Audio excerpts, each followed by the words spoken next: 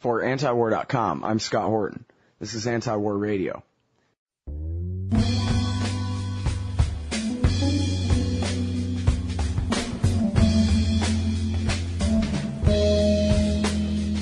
Introducing Alan Bock. He is senior editorialist at the Orange County Register and writes the column Eye on the Empire for antiwar.com. How's it going, Alan?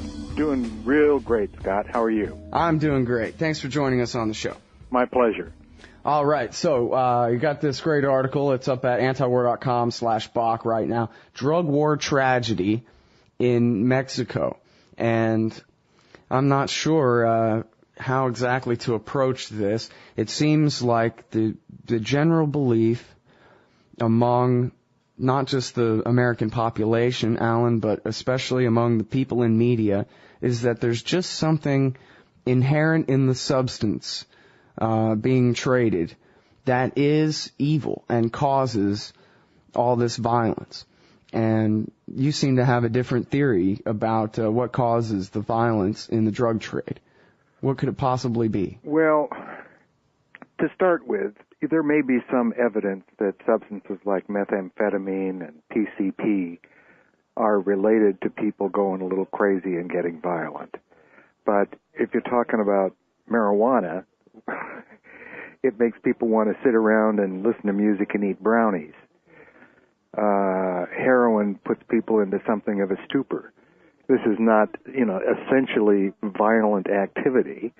What causes the violence is the laws against drugs. And the reason for that is that prohibition efforts are never successful at eliminating the scourge of drugs from a given society so long as there's a demand. Ask any high school student if it's easier to get drugs or marijuana or alcohol. But what they do is to raise the price. Some economists have done some calculations and suggested, for example, that the price of heroin is about 14 times what it would be in a competitive free market. And now, why is that? Well, it's because the enforcement efforts do have some impact, and the impact is to make it more difficult to acquire certain substances, and more difficult to produce it, more difficult to transport it.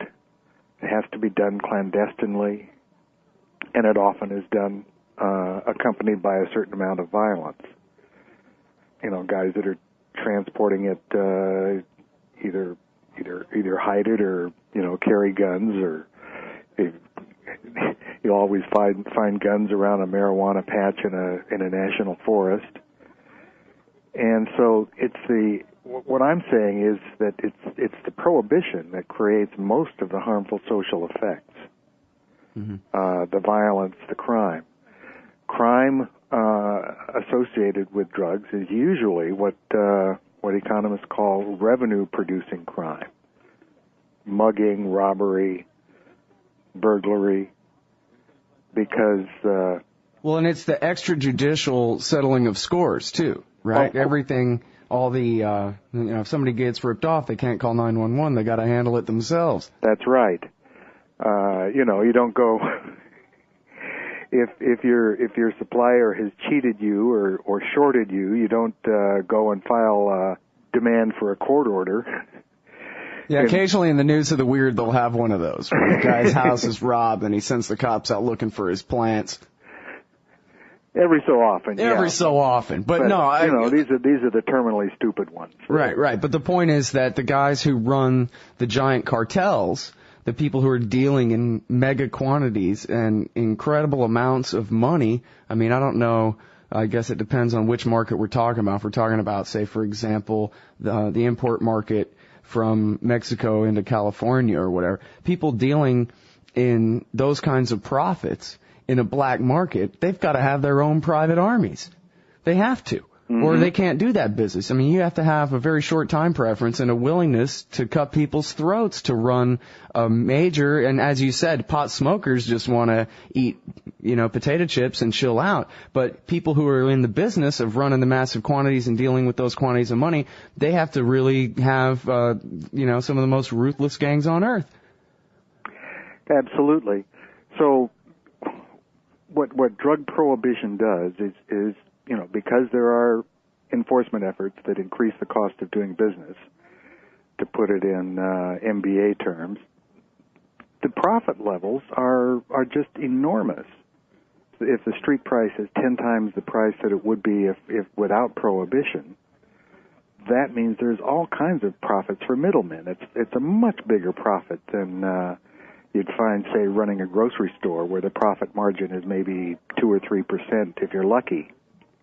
So there are people, and I submit that there always will be people, who are willing to take big risks in order to achieve those kinds of profits. And unfortunately, what it does is to put a premium on various antisocial kinds of activities. In order to be successful in the drug trafficking business, you have to be skilled at violence. You have to be ruthless. You have to be skilled at the art of concealment and of finding secret ways to get things across borders. All of these activities, I think, are pretty much antisocial. Well, it's interesting to me, Alan, that I kind of learned all this stuff as a little kid. I think we all learn about the history of Prohibition in school, and they teach us that the real result of Prohibition, it didn't get anybody to stop drinking, it just created Al Capone, and it turned what was an open market into a black market and turned it, therefore, over to criminals. We all learn that about prohibition of alcohol, but it seems like particularly conservatives can't seem to get it through their head when it comes to drugs that they personally would never use, I guess. And so they figure ought to be banned, and anybody else who does use them ought to be punished. But I was thinking, and maybe a good way to get the point across to right-wingers would be to use example of, say, if Barack Obama, Eric Holder, Harry Reid, and Nancy Pelosi all got together to ban firearms in this country, what that would do is that would drive all the law-abiding gun dealer folk out of business, and the people who would deal guns would all be black market criminals. The whole business, guns wouldn't go away, would they? Americans wouldn't stop demanding guns, but they would only be able to buy them from cutthroat murderers. Well, except as a thought exercise, I'm not sure I would really like to see Barack and Eric and Nancy try to do that. Oh, no, believe me, I'm not advocating such a thing. It seems to be every right-winger's worst nightmare right now. So, hey, what about that? Wouldn't that create the same problem that the war on pot and the war on heroin and cocaine has? Well, it certainly would. And it might even create a worse situation, because then you're dealing in things that actually are weapons that are designed to kill people, and people are going to use them. And we'd probably end up a much more violent society than we are now. Not to say that we're exactly free of violence these days. Yeah. Well, now here's the problem too, is I guess it's really unfair, but it does kind of go with the whole argument. I didn't actually even have the patience to watch the clip, but I saw where someone had blogged a clip of a guy from the Marijuana Policy Project on the Glenn Beck show, and how Glenn Beck's first question for him was, "Oh, you're a stoner, and you're probably stoned right now," and blah, blah. And, you have to be a drug consumer to want it to be legalized, is basically the way most people see it, I think. Alan? Well, that's certainly not true. It's been the case that there have been conservatives. William F. Buckley, somewhere in the early 1970s, became convinced that the war on drugs was hurting society rather than helping it, and became an advocate of legalization. The people running his magazine, even today, are opposed to the drug war. So there are conservatives and people who are not consumers. Buckley claims that he never did it illegally, although he went out beyond the international limit once or twice in his yacht in order to see what all the fuss was about. Milton Friedman, the late Nobel economist, never used it. And yet he was an advocate for ending the drug war for years and years and years. All right, well, so let's talk about a little bit of the history of what's been going on south of the border here in Mexico. And really, I mean, I don't know exactly how much of the history of this kind of thing you know or how well versed you are in it, but I was sort of hoping that you could kind of take us back and talk about some of the cartels and maybe, you know, somewhat recent history and the evolution of this thing, how it is that we've had this DEA and this tens of billions of dollars a year drug war, and how it hasn't seemed to get rid of the supply, even though it's not just a war on drug users here, the demand here, it's been a war on drugs in other people's countries since, you know, at least the 1980s. At least. Since Nixon, maybe. Mexico has always been a transit point for drugs coming into the United States for obvious reasons. There's a lot of unguarded border, and there's still plenty of border that doesn't have any walls. And marijuana is easy to grow in Mexico.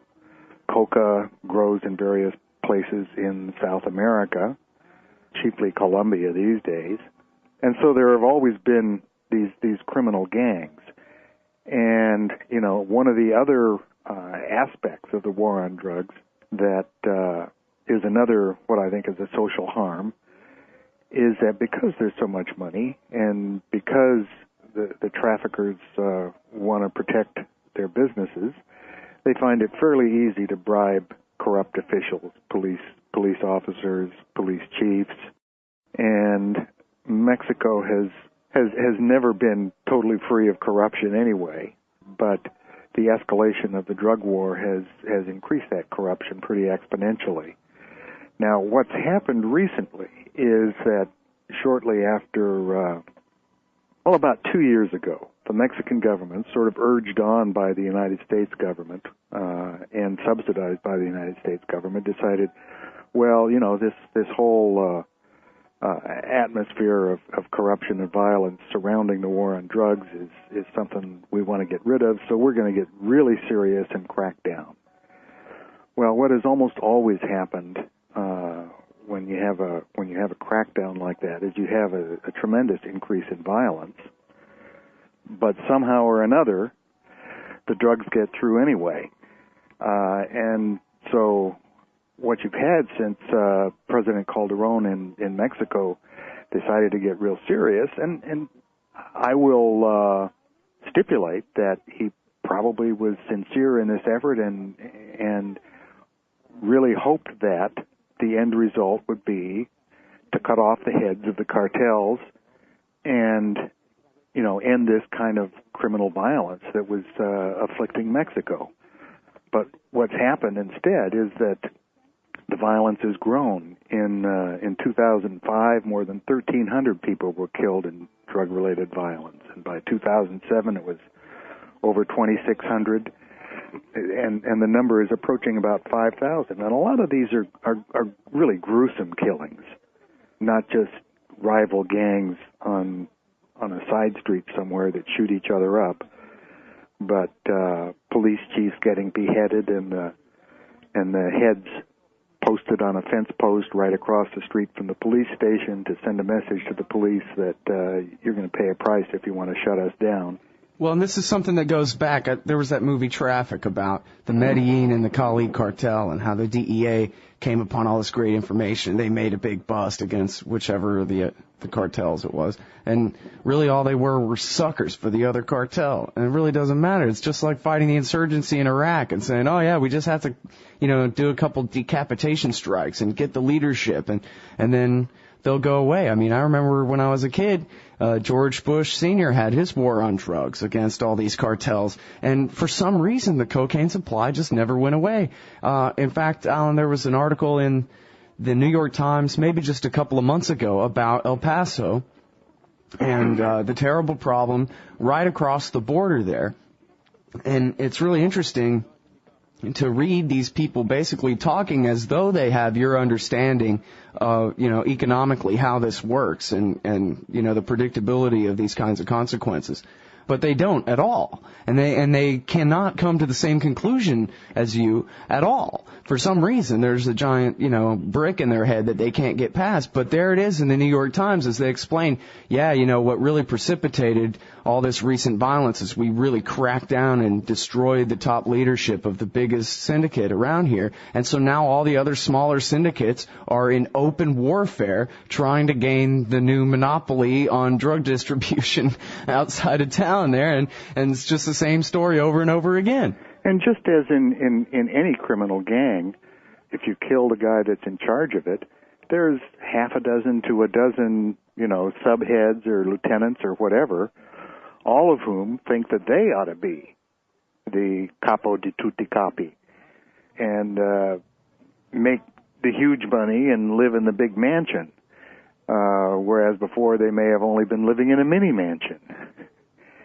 And so then you have a struggle for power among all these people that aspire to be the new leader, because the basic underlying economics of it doesn't go away. You can get huge profits, and there will always be desperate people who are willing to take huge risks for huge profits. Well, they're saying now that the warfare going on in Mexico is, I guess I read one thing in the New York Times where they were trying to back away from the phrase failed state, and basically implying that there's some sort of American intervention that's going to be necessary in the future when the society there collapses because of this seemingly insurmountable challenge to the authority of the state there. And I don't see how they're going to get away from that. Almost every time it's been tried, the gangs end up being, if not stronger than ever, at least as strong as before, because of the underlying incentives. You put a huge pot of money out at the end of the rainbow, and what you have to do is kill a few people to get there. You're going to find some people that are going to do that. Of course. Seems simple enough. I don't know. And here's the other thing, too, and this is what got me really interested in the subject when I was a kid, was how the crack epidemic was started because cocaine was so expensive because of the war on drugs that when poor people wanted to use cocaine, they had to figure out ways to stretch it out and make it last. So you take a little bit of cocaine, mix it with some baking soda and however you do it, and make crack rocks out of it, smoke that. It's much more powerful, much more bang for your buck. Now poor people can afford to do cocaine. All right. And so that's how the crack market got started. And then it was the CIA and their connections, Blandone and Meneses, who were funneling the vast majority of the supply for the 1980s crack epidemic to Freeway Ricky Ross and supplying the whole thing for their secret wars in Nicaragua and El Salvador at the same time that they're jailing everybody for using the stuff that makes it such a lucrative market for them to finance their secret wars with. Now, if all that doesn't say that the whole war on drugs should all have been called off in 1986 or something, then I don't know what the hell to do. Well, part of the problem is there's a huge, what I call a drug abuse industrial complex, and it consists of, I don't know the exact number they spend at the federal level, but it's at least $20 billion a year. That's a lot of people who have kids in college and mortgages to pay, and if they end the war on drugs, what are they going to do? At least double that to account for the people who are assigned to drug war activities at the state and local levels. Yeah, well, plus just the concrete and iron bar manufacturers for all the people that make all the money building the prisons. The prison guard unions. Oh, yeah. Certainly have an interest in maintaining the war on drugs. It keeps them occupied with an ever-growing prison population. And even a lot, there are drug therapists who understand that illegalizing something is not the best way to promote addiction relief. But there are plenty of them who, well, basically they get fed by the courts. A lot of these addiction therapy people, they are, the people go into court on some kind of a drug bust, and they're assigned to rehabilitation or recovery. And so a lot of the specialists in addiction therapy are essentially fed all the time by the courts. So they have an interest in keeping the drug war going. You know, they're not sure exactly how much business they would get, although I'm pretty sure they'd get quite a bit. Well, it's so important, I think, to emphasize this point, because most people, I think, they just think, well, you know, drugs ought to be illegal. And they never take the time to examine. But who all benefits? Who all are the individuals involved? Never mind the abstract policy of drugs are bad, okay? Everybody knows drugs are bad, okay? The question is, so, you know, can't we be adult and try to figure out what's the right way to handle this rather than just saying there ought to be a law? You'd think we could, and you would think that the experience of alcohol prohibition in this country would have brought the lesson home. Although to a certain extent, the end of alcohol prohibition led to marijuana prohibition. Harry Anslinger was a prohibition agent. When prohibition ended, they didn't completely zero out the agencies that were charged with enforcing it, and some of the clever guys there sort of looked around and said, well, what's another substance that we can... No. Oh, sure. Oh, no. Yeah, well. And so they teamed up with the Hearst newspapers to do a whole yellow journalism thing about, you know, the evils of marijuana, turns you into killers. Well, you know, the thing is, too, and this is something that Bill Hicks used to say back in the day, is that it's not even a war on drugs. Don't even let them fool you. It's a war on freedom. It's a war on the Bill of Rights, and that's for everybody. Doesn't matter whether you're a drug dealer or not. Just like the old lady in Florida who they kicked in her door and shot her to death and then planted pot in her house to try to pretend that it was okay. You know, in fact, two of those cops went to federal prison for that. 2 of those cops have just been convicted on that. Yeah. You know, it's a war on privacy and a war on the Fourth Amendment. Which supposedly guarantees us against search and seizure. Yeah. Hey, never forget that they used the drug war loophole and made up claim that the Branch Davidians had illegal drugs on their property in order to justify borrowing National Guard helicopters from Ann Richards for the initial assault on the Branch Davidians. Mm-hmm. And they were literally firing on those people from their Huey helicopters like it was the Vietnam War or something, and it was all based on the false accusation that there was a meth lab inside the house. The reason the drug war undermines the Fourth Amendment is that using drugs is a victimless crime in a very specific legal sense. And that's in the sense that you don't have a complaining victim. Years and years ago when my house was burglarized, I went to the police and complained. You know, come out, investigate, catch this guy. But if you've got somebody selling pot to somebody who wants to smoke it, neither one of them is going to complain to the police, oh, I've been victimized. So in order to get evidence to convict people on these crimes, you have to move into hidden places. You have to use the same kind of things that the criminals use, concealment and deception. So you have the idea that you have to have a warrant before you can break into somebody's house.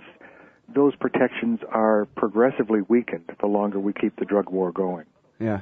Well, and you know, there's so much more here to talk about in terms of the militarization of local police forces and also the federal control that comes with the multi-jurisdictional task forces for the drugs and all these things. But we're all out of time, Alan, so maybe we'll have to have you back on the show sometime soon. Let's do it again. We can talk about how the drug war subsidizes terrorism next time. Yeah, there you go. Oh, well, and that's a very good point. They try to blame the consumer, not the prohibitors, but that is a very good point. All right, so thanks very much for your time on the show today, Alan. Let me plug my book, I was about to.